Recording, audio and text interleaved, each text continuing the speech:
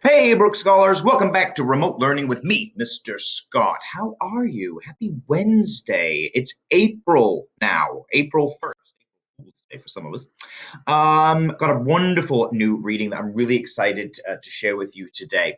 Yesterday, of course, we read all about Little Golden Books, and that was a nonfiction text. And we realized that the author did something really, really cool. They broke up all of the information into different sections, and we were able to use the headings of those sections to remember everything that we'd learned. Well, this author today didn't do that work, but what they did is they included two kind of special things that really help us as readers. Number one is a blurb. That's right, blurb.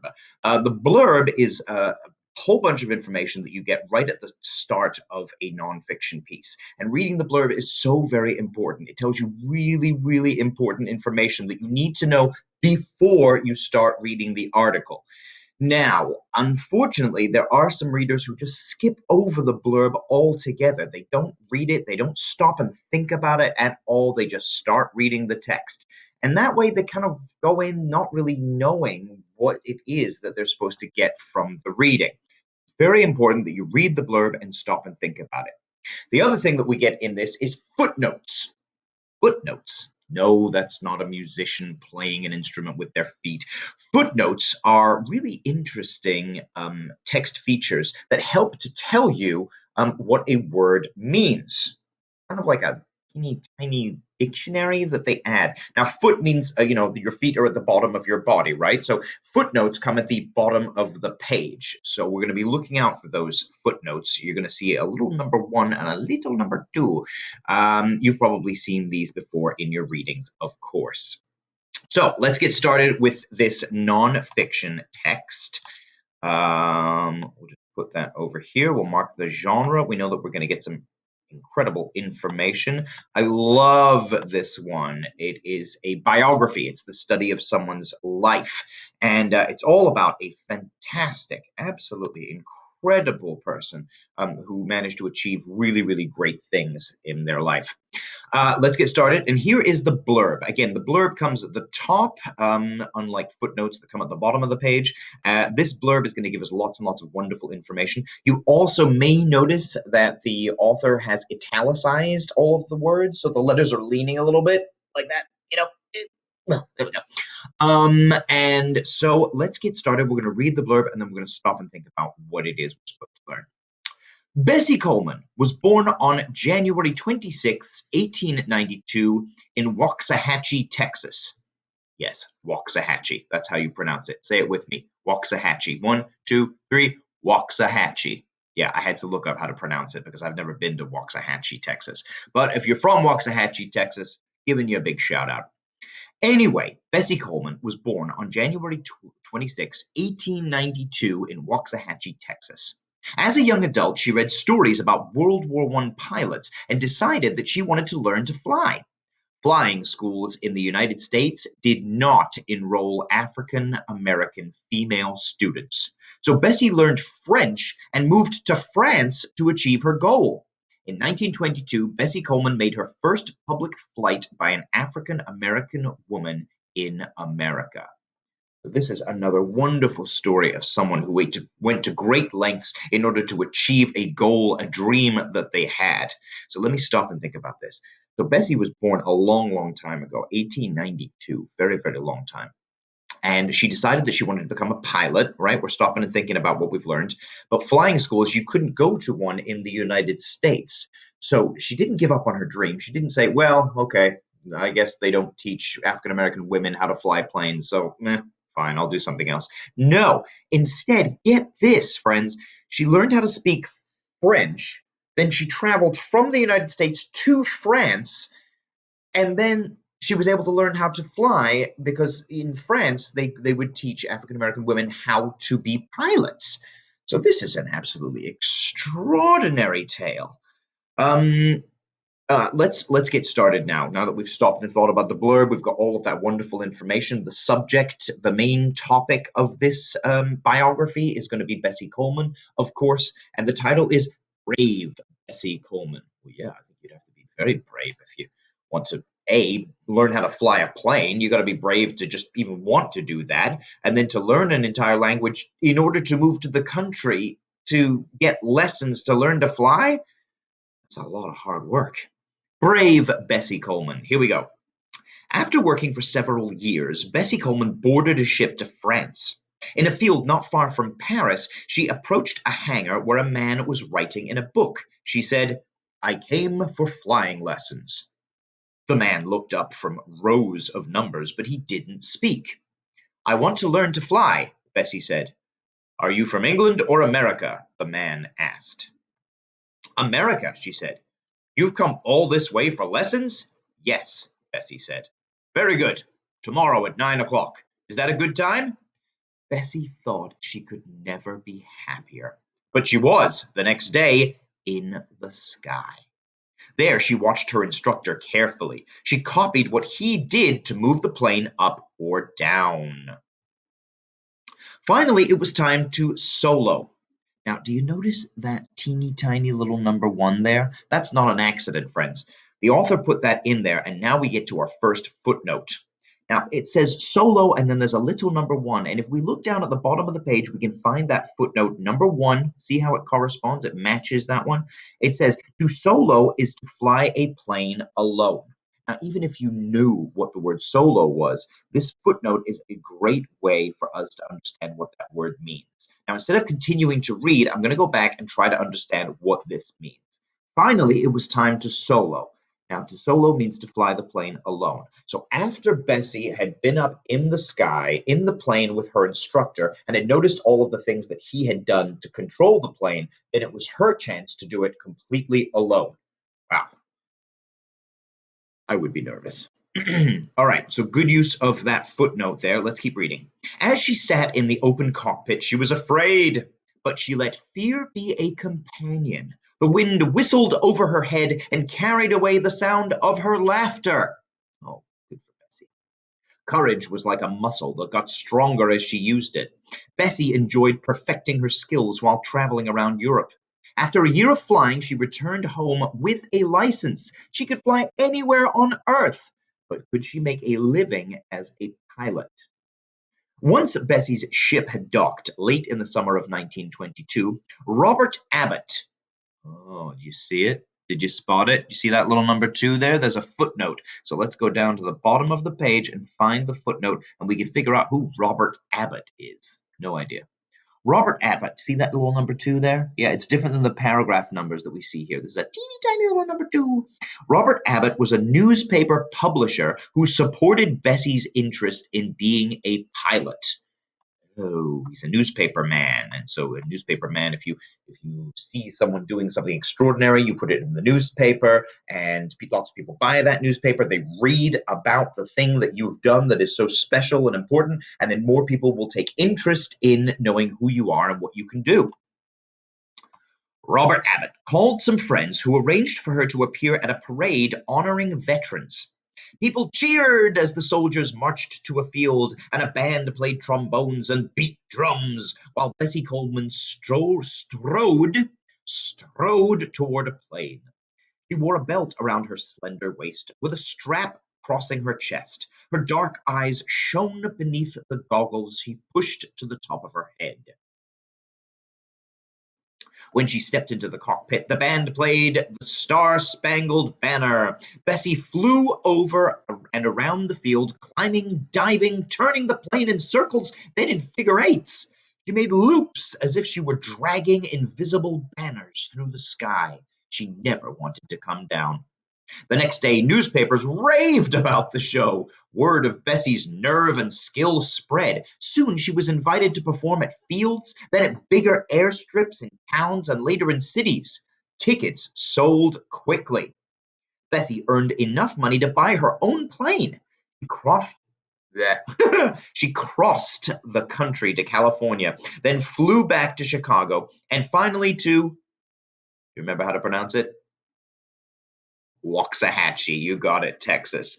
The town where she'd grown up. Some wonderful pictures of Bessie. There she is smiling. She's got a hat with the wings on it, signaling that she has earned a pilot's license, has learned how to fly. Here's a picture of Bessie climbing into her plane. Now, remember, this was a long time ago. You don't really see too many of these prop planes anymore, but there she is, about to climb in. Very cool. There, a crowd gathered to watch her pilot her plane toward the clouds. She stopped the plane in midair, turned it around, and sped down toward the ground. Spectators ducked as she came close enough to blow off their hats. Then Bessie steered the plane back up. Now, I'm not skipping over this. Remember, this was the footnote that we read earlier about Robert Abbott. So we're done with paragraph 17. We can go over to paragraph 18. A few minutes later, Bessie landed smoothly. She took off her helmet, goggles, and gloves. People cheered. Girls and boys asked for autographs. You can do this too, Bessie told them, and a new dream rose within her. She wanted to open the skies to others. To make a place where people heard try and go on instead of stop or turn back. Bessie Coleman wanted to make the earth feel as free and splendid as the sky. She vowed to save her money to start a school for pilots. Do it again, a girl begged. Bessie grinned as she climbed back into the cockpit. Oh, yes, she would. Ah, I love this story. I love it. All right, before we get to our 8 questions today, let's go back and stop and think about what we've learned, okay? So, Bessie Coleman, she was born 1892 in Texas, Waxahachie. And she has a dream. She wants to become a pilot because she'd been reading stories about World War One pilots. She wants to fly a plane. But you couldn't learn how to do that in America at that time if you were an African American woman. So she didn't let that stop her. She decided she was going to learn a brand new language. She learned French, and then she traveled on a ship, which probably took a long time, to get over to France, and then found a person and said, would you teach me how to fly, please? And this person said, yes. And so after she learned, then she started flying solo and earned her license, came back, and then became known for someone who could do incredible tricks and stunts. Excuse me. And people would go to her show and they would buy her tickets, which gave her money. She earned enough money and she became quite famous. And then she could buy her own plane. And then it said she went across the country performing at all of these different shows. And people would come and watch and they would ooh and they would ah. And Bessie would be doing all types of crazy tricks in the air. And then she would swoop down really, really low and almost blow the hats off of people that were watching her come watching the show. Really, really cool. But that wasn't all. She decided that she had a new dream, and that was that she wanted to open up a school that would teach young people and how to be pilots. Super, super awesome. A lot of hard work here, right? All about the hard work that Bessie put in. All right, we're good to go. We're ready for question 1. Let's see what it says. Number 1, the author includes paragraphs 11 and 12, most likely to show that Bessie. Okay, well, let's go back to 11 and 12 and see what it says. I probably won't underline this, but I think maybe we'll put a nice blue box around here. How about this? It says, finally, it was time to solo. As she sat in the open cockpit, she was afraid, but she let fear be a companion. The wind whistled over her head and carried away the sound of her laughter. And then, of course, here's 12. 12 says, courage was a muscle that got stronger as she used it. Bessie enjoyed perfecting her skills while traveling around Europe. After a year of flying, she returned home with a license. She could fly anywhere on Earth. Could she make a living as a pilot? There's a lot of feeling in these words, isn't it? She's afraid. It talks about fear. It talks about courage. And remember, the title of this whole article is Brave Bessie Coleman. So let's see if we can find the answer for this. The author includes paragraphs 11 and 12, most likely to show that Bessie was not sure where she wanted to fly, was not very serious about her flying lessons, did not think she was ready to fly without her instructor, or did not let her fear keep her from flying. What do you think is the right answer?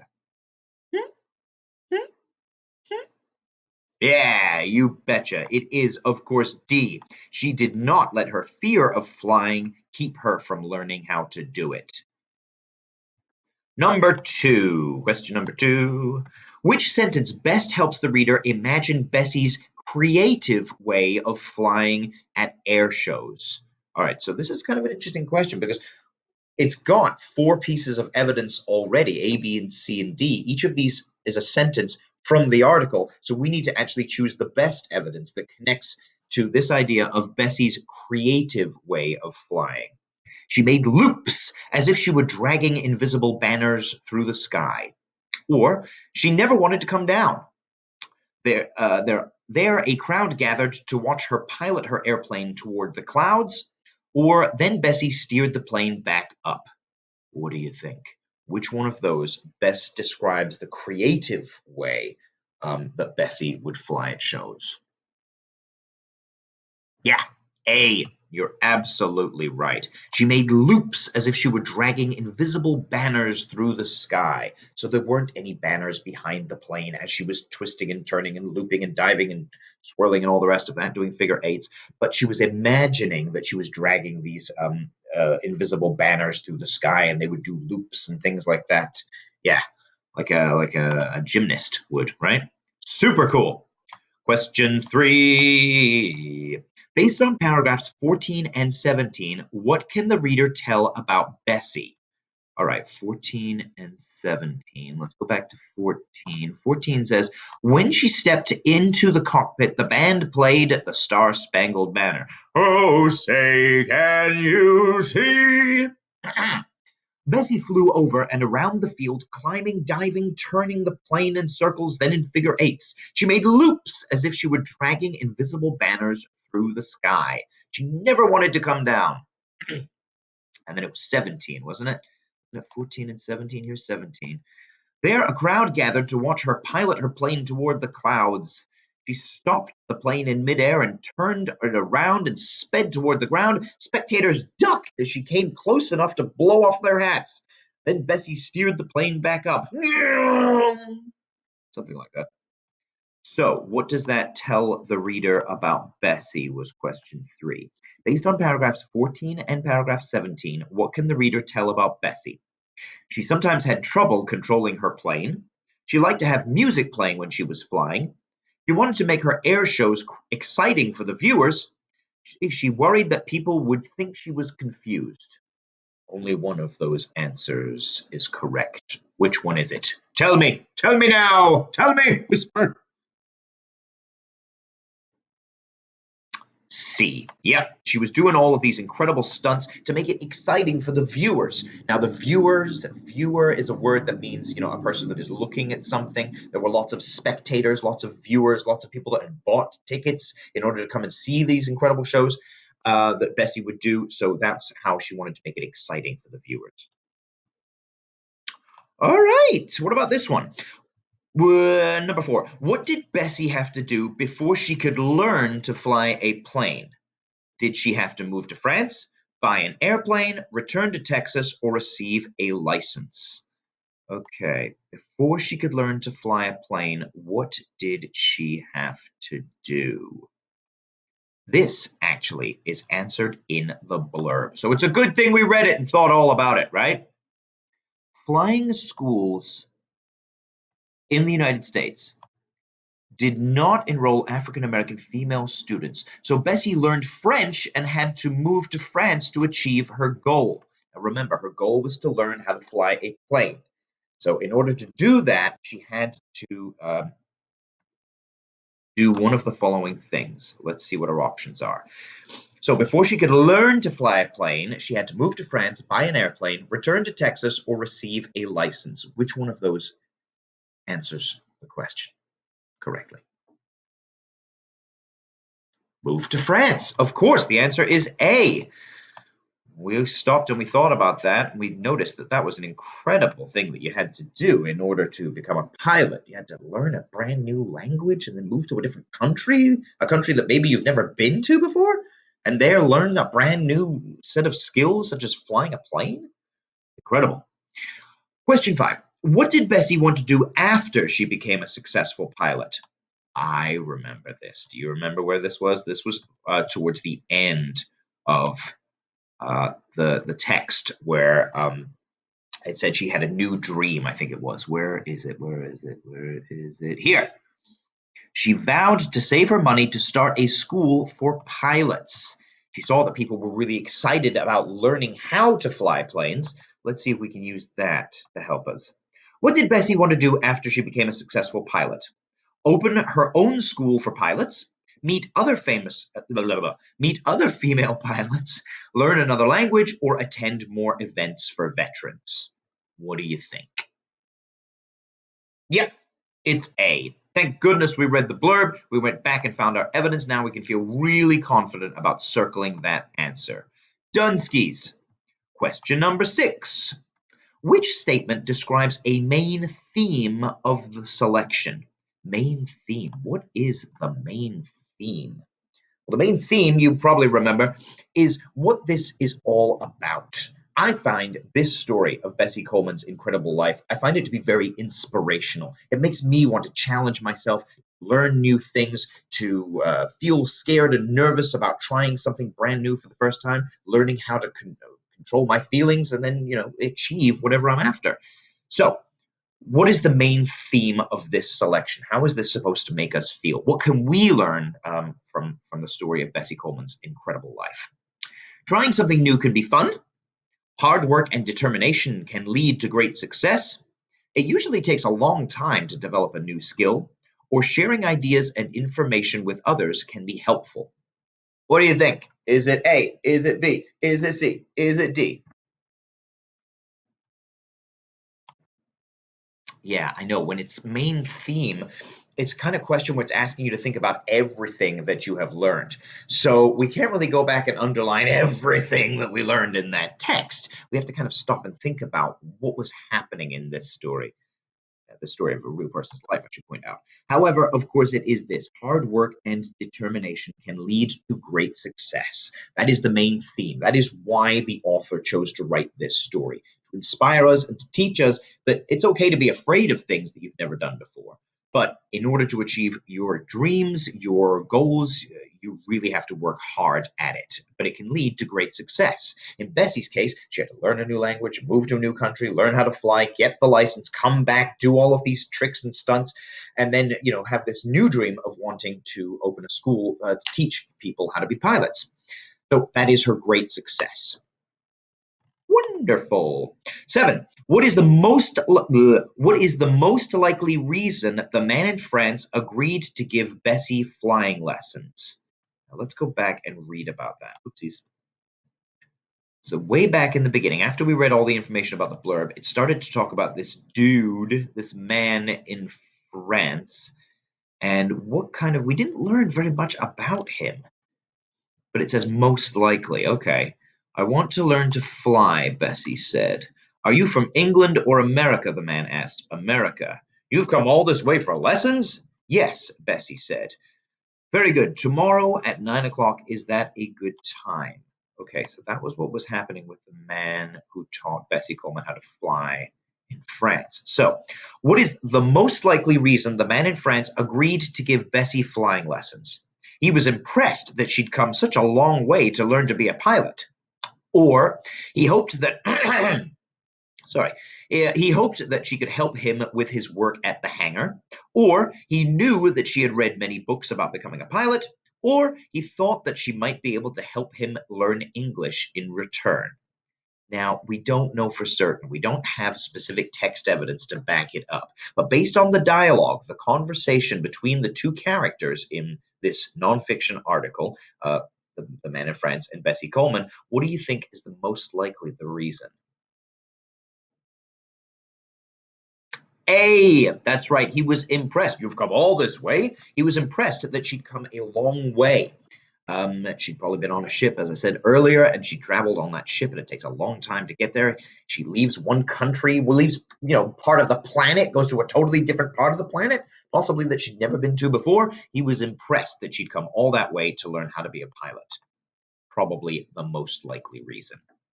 Okay, and then finally, what does the word boarded mean in paragraph 1? Hold on, guys, we're going all the way back to paragraph 1. Whee! Okay, boarded. Let's see. Where are you? Boarded, boarded, boarded, boarded, boarded, boarded. I'm so boarded. No, I don't think that's it. After working for several years, Bessie Coleman boarded a ship to France.